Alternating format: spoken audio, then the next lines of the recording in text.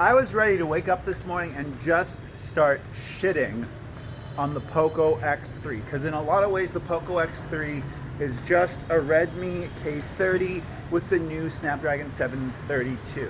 But at $200, are you kidding me?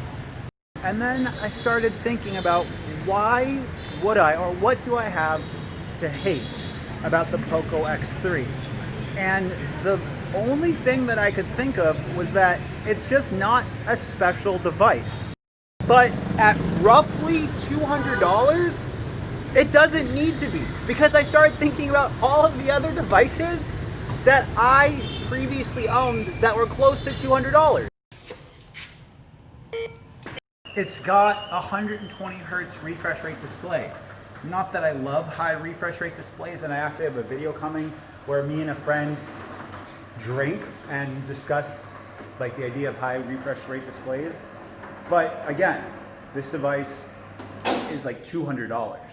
Now I want to take a second to talk about the cameras on the Poco X3. It's packing the IMX682, which is a very similar sensor to that of the 686, except it can't shoot 4K 60.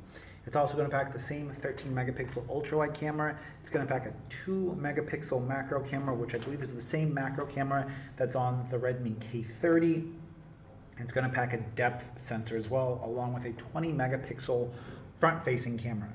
And these are not flagship cameras by any means, but this isn't a flagship device. This is a essentially $200-ish device. And this camera array and camera sensor with Gcam is pretty good. And if you guys want to see videos about Gcam and the Poco F2 Pro, which should have similar performance, I'll have links to these videos up here.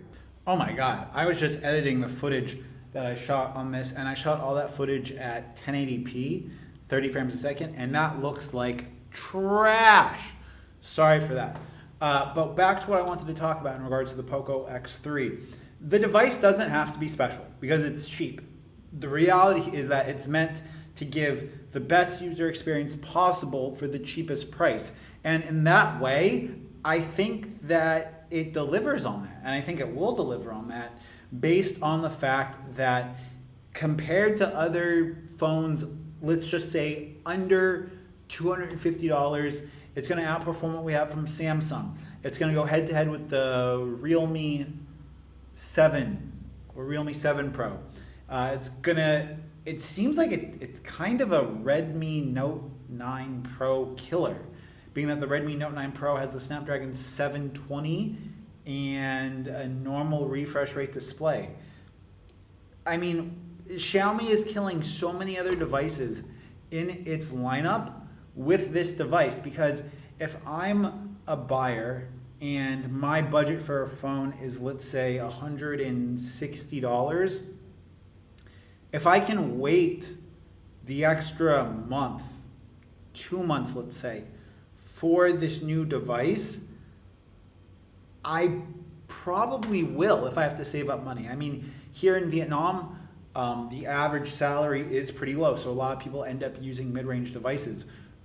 But for the average gaming enthusiast, being able to game PUBG, RIP all the Indian PUBG players, or being able to game Call of Duty at 90 frames a second, which I think is the maximum that those games support, and then a 5,000 milliamp hour battery, I just think that this device is really in a class of its own, and there's nothing for me to hate on.